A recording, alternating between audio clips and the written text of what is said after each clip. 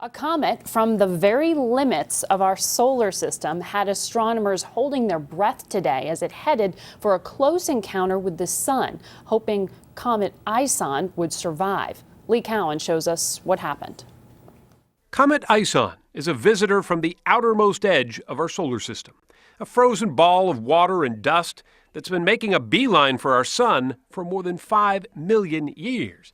Today, it finally arrived, coming within 730,000 miles of the sun's surface.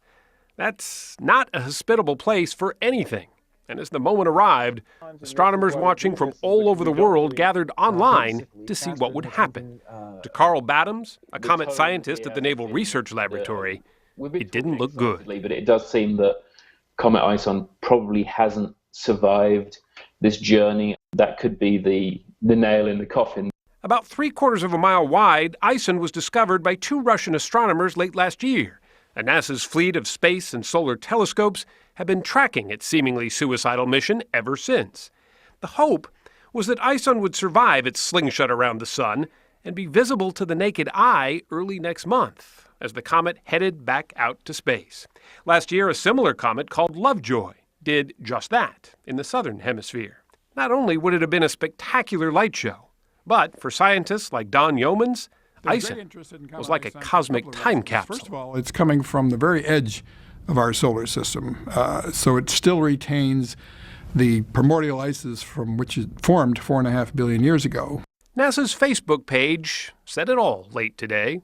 The headline, "Breaking up is hard to do."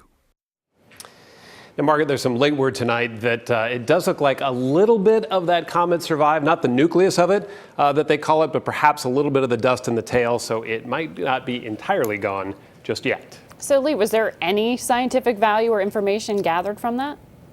Well, there was. I think clearly scientists wanted more. But because it was noticed so early, they had a lot of time to track it. They said they've already gotten a wealth of information about it, including infrared photographs showing exactly what the comet's made of. So it's by no means a scientific bust. I think it's more of a disappointment for those of us here on Earth who are hoping to at least catch a glimpse of it next month. Lee Cowan in Los Angeles.